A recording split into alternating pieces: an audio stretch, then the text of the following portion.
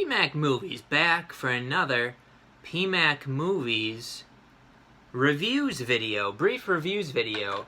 And these are for the fans, because the fans like these. The haul video, you know, a lot more people watch the haul videos.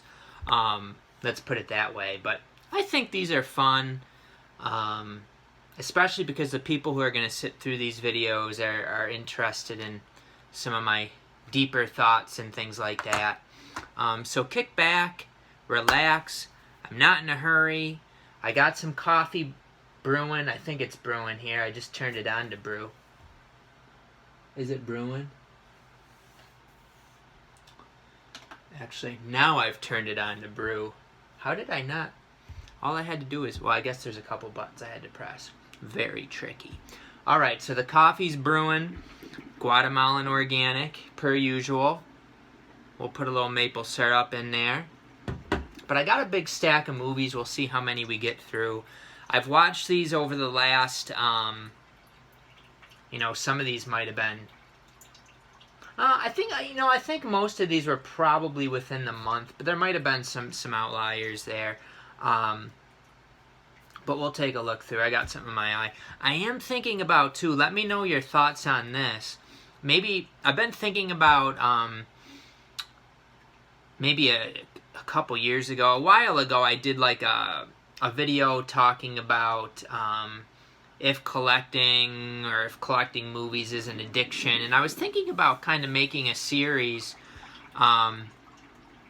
you know, as being a addiction counselor for about 10 years now, just kind of talking about and comparing drug addiction to different addictions and how, you know, what are the similarities, what are the differences? Is collecting something that could be considered a addiction? Something that maybe not a lot of people necessarily want to face who watch these videos. But, you know, it could be. Maybe it's not. I just think it's interesting to talk about, and just taking a look more at addiction, how it affects people's lives. How, like I said, how does we think of drug addiction as something very bad, but what about these other things like collecting? When does it become up to the level of addiction? When is it healthy? You know, taking a look at the different levels there. You can probably hear the coffee. Ooh, baby, it's gonna be good, I hope. But let me know your thoughts on that if you're interested in seeing like a video series. It wouldn't just be one video. Actually, I think when I made that video years ago, I was like, nobody's gonna watch this. And it got a lot more views than I thought it would, and I think it got a lot more comments than I thought it would too. So it's something that it seems like people are actually interested in. I feel like I keep getting something in this eye. I thought I got it out. Let's take a look at some of the stuff PMac has watched lately, what I think about it. We got some newer stuff. We got some mostly older stuff here, but some stuff that's somewhat new. But we got a lot of older stuff. So my pal Michael sent me 10 to Midnight a few months ago, and I watched this recently. I like Charles Bronson, definitely. And this is a pretty good, engaging movie. I mean, Charles Bronson is a cop, and he's always such a badass. And then there's a sick, twisted killer here. I can't remember. Jeffrey Lewis maybe plays him. I can't remember. But so it's basically, you know, Bronson figures out early on who the killer is. It's not like it's and the movie isn't like one of these movies where it's like a mystery who the killer is. It shows you like right away who the killer is. So it's interesting, and it's different in those regards, because a lot of times in these type of movies they're not showing you who the killer is, and then it's just Bronson trying to pin the murders on him, more or less. And I thought it was a fun, entertaining movie. Nothing great. Sometimes you hear really good things about a movie and your expectations are high. But if you watch a movie with low expectations going in, it could be like, wow, this was pretty good. I didn't really expect it. But when you expect it to be really good, and then it's just kind of like, that was a entertaining movie, you're kind of disappointed. So 10 to Midnight's a good one, but nothing, you know, too fantastic, I didn't think. And this is the Scream Factory Collector's Edition. This also has a Twilight Time edition, which I have. Not really sure about the differences. I really haven't looked. But my coffee's ready! You know, after the coffee's ready, I move the thing around here, and it drips a little bit, so I mess around with that to get some of the little dribbles in there. And we have a nice cup of coffee. Now, the trick is adding the right amount of maple syrup, which I just filled this maple syrup container. Oops. The maple syrup is sometimes it'll have like little chunks. So hopefully I didn't put too much in. Okay. We're going to have to wait for this to cool down, I think, before I can taste test. I'll just do a spoonful here. Very entertaining PMac reviews video, I know. You're on the edge of your seat.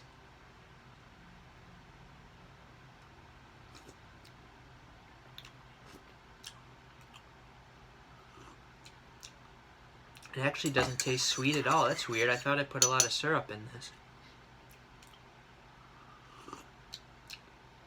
Huh. It's bitter still. That's weird.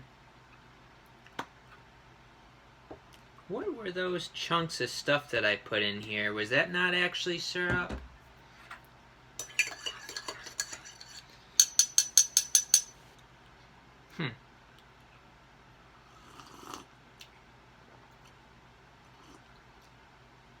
I don't know. It tastes very bitter for some reason, even though I feel like I put a ton of syrup in it already. Maybe we have to swash that around a little bit. Okay. I think that's about as much as I'm going to put in there. If it still tastes too bitter to me, I guess I'm SOL and I'm drinking bitter coffee. Maybe I made it too strong.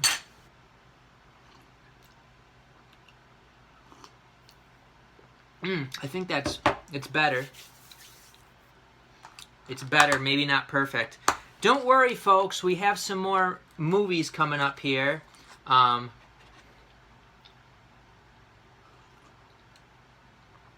Including Newman's Law up next. This is a George Papard Kino release, which I watched last weekend. I got some syrup on my hand. I don't want the syrup to get all over my movies. I don't want sticky cases. George Papard. Ooh, I just realized it's kind of messed up on the bottom there. Didn't realize that before. This video is really not moving too fast here. But I was kind of. It's pretty much a straight cop movie at first, but then we got some kind of some twists and turns that were kind of fun. I thought George Papard's character was kind of a jerk at first, but it does get better. I thought it was just kind of an okay 70s cop movie, nothing that I would highly recommend.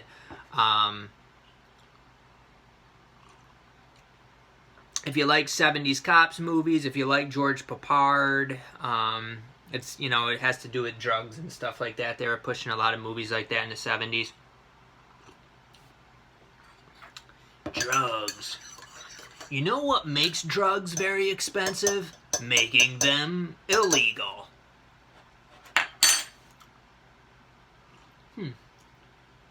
It is pretty good. I think I've talked about this before, but it deserves to get talked about again.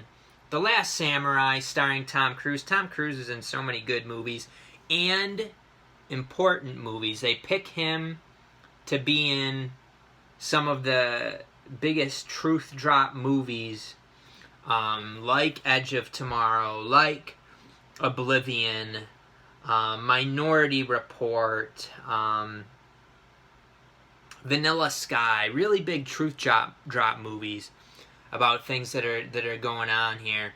And this is another one where Tom Cruise's character is a piece of trash, drunk, miserable,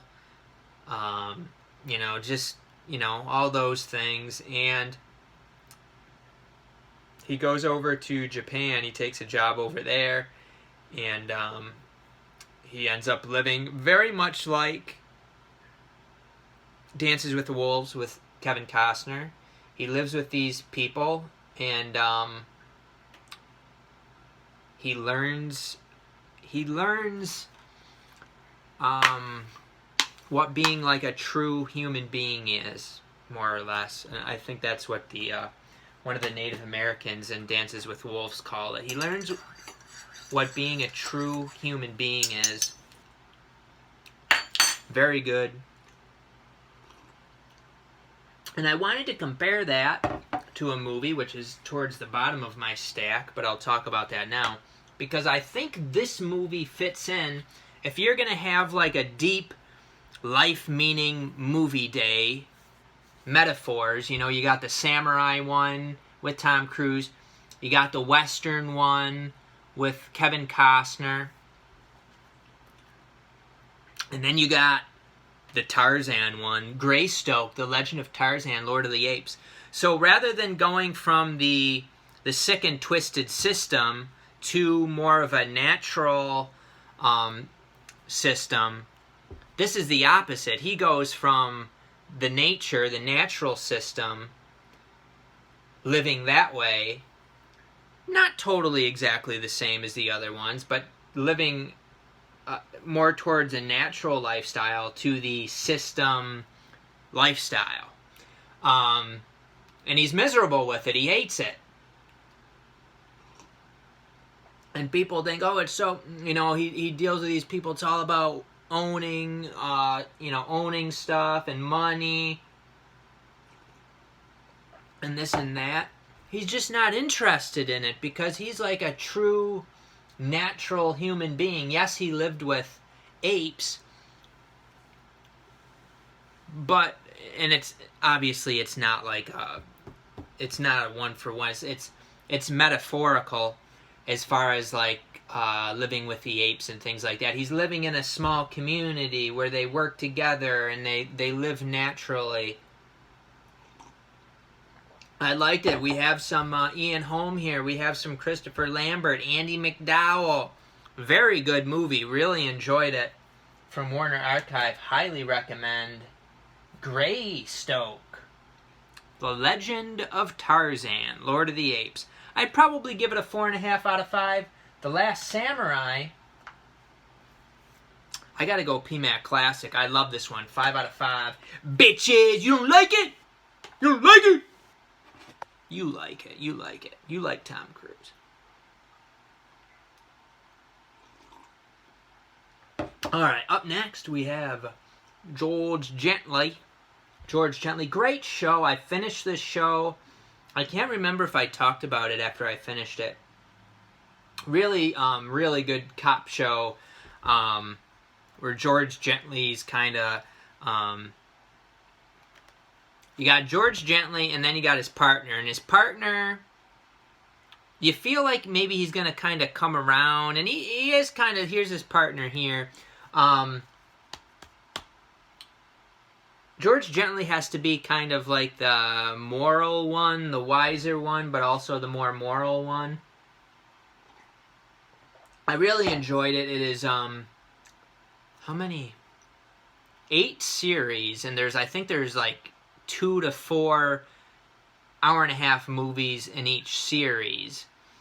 So me and Charmy went through this, fairly quickly, for it being a whole 8-series show.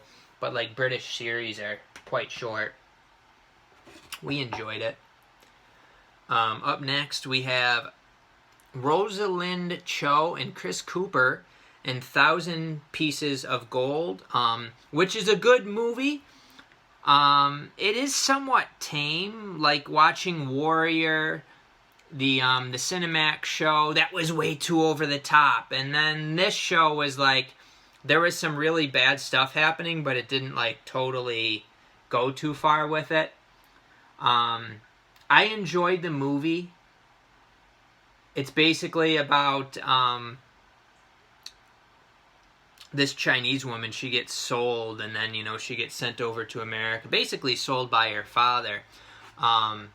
Gets sent over to America. Gets bought by another Chinaman who kind of wants to use her, take advantage of her for money. They treat her like trash. Which, you know, who knows how much that stuff actually happened. Did people really treat people that bad? You know, probably, you know, to some degree, but who knows? They may exaggerate things and stuff like that. Who knows? Or maybe they don't take it far enough. But she actually ends up, you know, things end up going pretty decent for the her, and she ends up getting like having a relationship with Chris Cooper's character, who is very good in this. Chris Cooper's a creepy son of a gun. He's usually creepy in movies. This movie, he's actually not creepy. When I think of Chris Cooper, I think of American Beauty, which obviously is really creepy in that, but just, he seems like kind of a creepy guy in general. In this one, he didn't seem creepy, though, so I don't know. But, yeah, I'm just trying to talk about the movie without giving much away. I don't think it's really worth owning, to be honest with you. I think it's worth watching. But is this one that I need to keep in my collection? Probably not. It's not one that I'm going to rewatch. I thought it was, you know, enjoyable one for me and Charmy to watch, but time to sell it off.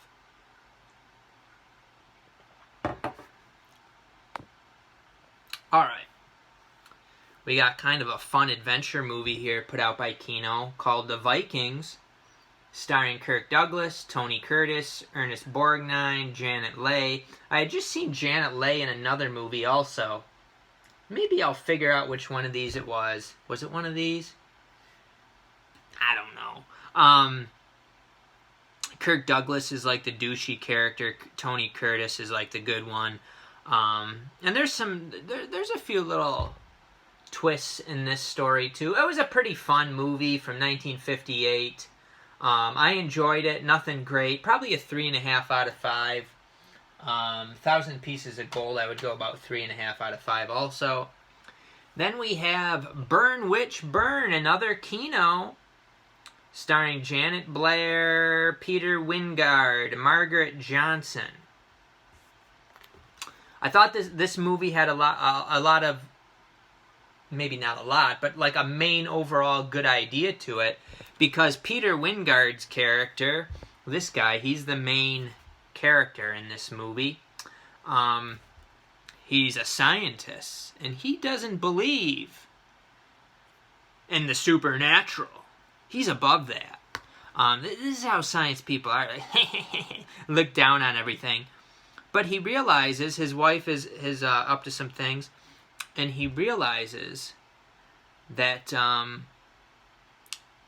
science can't explain everything, and that this witchcraft that some of these people are utilizing, maybe it's not all make-believe. This is how scientists are, though. They think they're better than other people. They think they're above supernatural or spiritual type of things a lot of times, and they look down upon people who think things aren't necessarily exactly what they seem here. So I enjoyed that one. I'd give it like a 3.5 out of 5. Let's just give them all 3.5. It wasn't like the super most entertaining thing, but the overall ideas behind it were good. We got Out of the Past, starring Robert Mitchum. This is like a detective film noir type of thing. It was a good movie. I enjoyed it. Nothing to write home about, I didn't really think, so I'm not going to talk about that. This, though, this was a good one. Ombre Home, starring Paul Newman, we got another, like, white man living as an Indian or as a Native American sort of thing.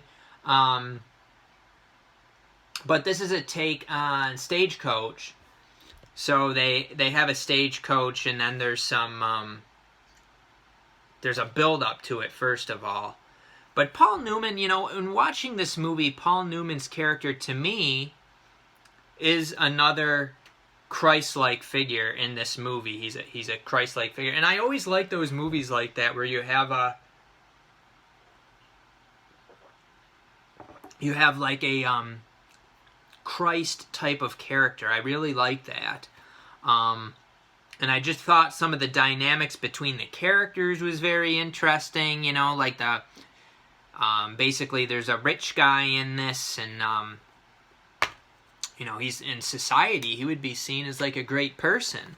And Paul Newman's character would be seen as, this guy's a weirdo. You know, like he lived with the Native Americans. He's like a, you know, he's nuts. He's crazy, man. Why would you want to do that? Why would you want to go outside of our little civilization and live with those savages, sort of thing? And he's the one with all the skills, can take care of himself, totally independent. They're all relying on him to help protect them and save them and help them get by. And you know, the guy who's wealthy, who society would see as, oh, I want to be like that guy. Look at all his money, all this. It comes out that he basically got all that money by screwing over the Native Americans, and they all starved to death because he said he was supplying them with food that he wasn't really, and he just kept the money. So they give you all sorts of truth drops in these movies, you know, old westerns. Like, you just see it as like these bad characters in the movies, but it's showing you how the system is. The system, it's not just like some guy. That character in the movie is a metaphor for whole parts within the system, just screwing these people over, screwing these people. Hey, those people have a lot of money. I want to be like that person. I want to go to college to be that person. I want to do this. And then, but you find out once you're actually in the system that all those people do is screw people. That's how they make their money. They're like these business people. Oh man, that person's so successful. Well, how were they successful? They were successful because they screwed people. And then you got Paul Newman's character, who, while in society standards, he's not successful. He's a weirdo. He's this, he's that. Why would he want to live with the Native Americans? He's nuts. But he's totally a Christ character in this. I mean, this movie's from the 60s. If you haven't seen it, I mean, it's not... Can I really spoil it for you? Paul Newman's character basically... He dies for them in the end. He dies for them, and he doesn't... He's like, why... And he's talking to the woman like, why would he do it or whatever, but he does end up doing it. He does end up dying for them, so he is pretty much literally a Christ character, and I really enjoyed this movie. You know, I don't know if I'd totally give it like a 5, probably a 4.5 out of 5, because I feel like I did lose some interest towards the middle of it, but I love the ideas behind it. I was really pulled into it in the beginning, and it lost me a little bit in the middle, so I can't give it quite a 5 out of 5, but 4.5 out of 5. Maybe you're being too picky, PMac. Picky. It's not a pick! Seinfeld. Then we have Underwater. I feel like I talked about this movie already. Did I already talk about this movie? Kristen Stewart, Vincent Cassel, T.J. Miller. TJ's kind of, you know, he's a funny guy. I heard mixed things before watching it, but I'll tell you, I really liked it. It's kind of a mix of things. It's got some, like, alien elements to it. What is it a mix of? I was thinking it's a mix of Alien. I can't remember what else. But it's they're on this big, it's not a ship.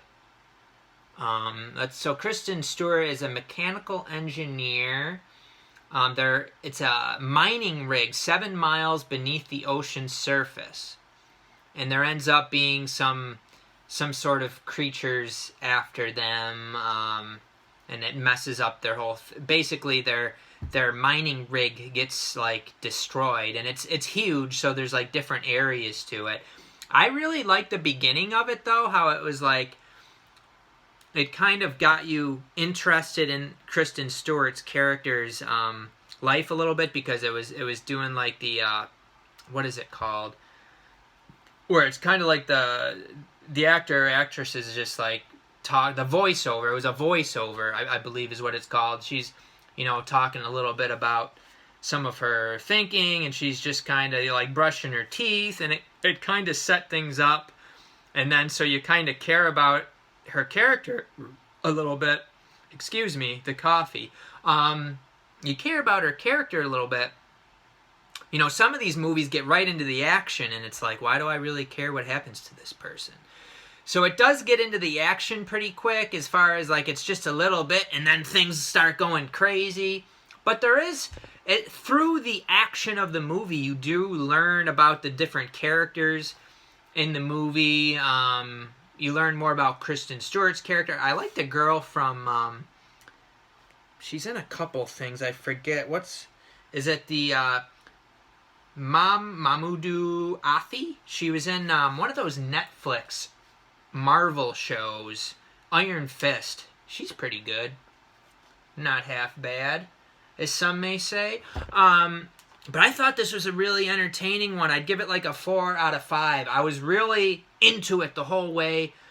And I'm not necessarily always into this type of movie. Like I said, it has to kind of build up the right way for me. And I felt like the voiceover at the beginning got me interested because I cared about her character.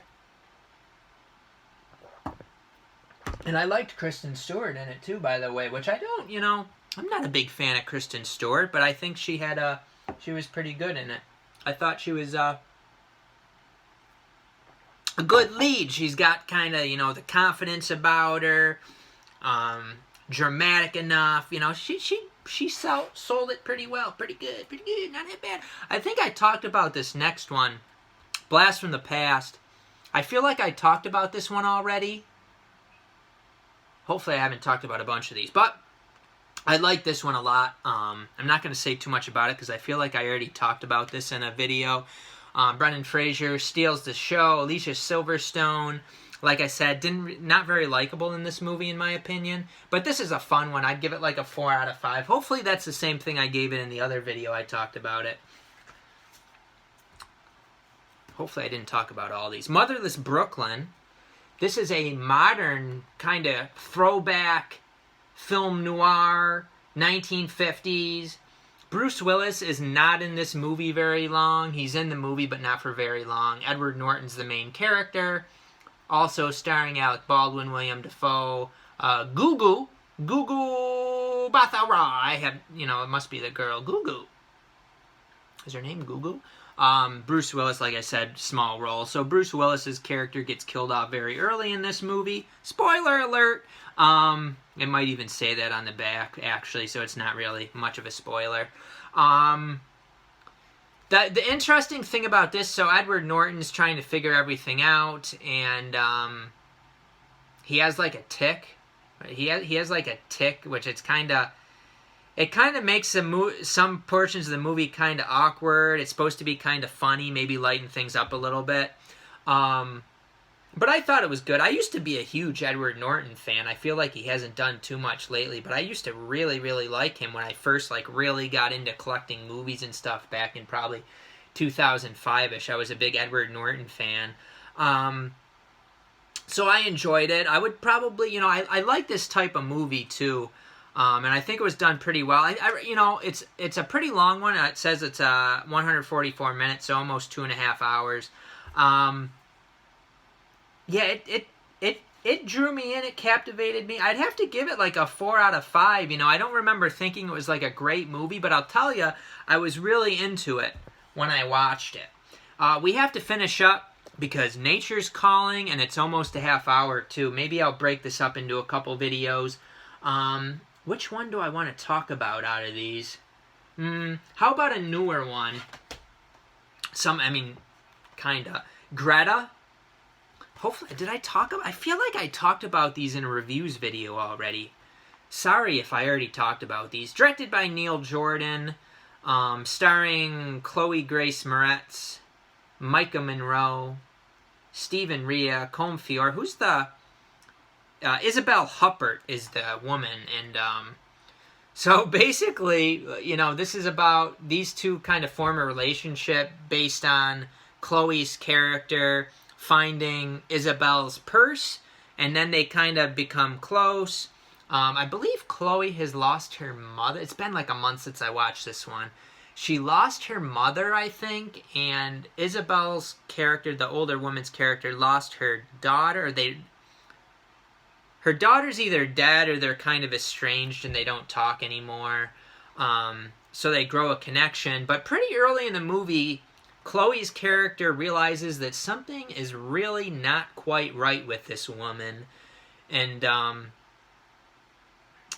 it just keeps escalating from there. And I actually really enjoyed it. This movie got pretty mixed reviews. Some of the decisions that the characters make don't make a whole lot of sense. I remember that. Like, obviously, the woman in it is just crazy, but Chloe's character, too, some of the decisions that she makes, it's kind of like, oh, why would she do that? But at the same time, it's a thriller, it's a suspense movie. You can't break it down too hard or you're going to totally lose enjoyment of the movie. And I was pretty into the movie the whole way through, so I thought it was a pretty good one. I don't think it's a great movie, but I feel like it was very entertaining if you like that sort of movie, that type of... And I thought it was kind of a unique twist on it, because it wasn't like a guy going after a girl sort of thing, or like a killer going after victims. It was this older woman who really wants a relationship with a younger girl, and I thought it was kind of a unique twist on something that they do quite a bit, but not in that sort of fashion, not with those sort of characters. So, really enjoyed Greta. I'd give it a 3.5 out of 5. Very entertaining. Unique in a way, but, not, it's not like totally unique. It's, we've seen that sort of thing before, like I said, but just not with, I don't feel like I've seen it with like an older woman and a young girl sort of thing. Maybe we have, I don't know. I don't remember seeing it. I still have like probably a little bit less than half the stack to go over, but like I said, nature's calling here on PMacMovies. In a half hour is enough anyway. If you enjoy PMacMovies, take a look in the description section for ways that you can help out the channel. Like I said, these reviews videos don't get a ton of attention. So if you enjoy these reviews videos, please leave me some feedback in the comment section. Let me know about any of the movies that I talked about. Let me know your thoughts on them. Let me know your thoughts on anything that I brought up during the video. I do appreciate it. Your feedback kind of motivates me to keep making these videos. And I haven't gotten a ton lately. It seems like every time I complain about not getting enough feedback, it gets more feedback, but then people just stop again. So, I put the time and effort into making those, and I like to have, like, kind of a back and forth with people. So, leave me some feedback. I do appreciate it, and we will see you next time on PMacMovies.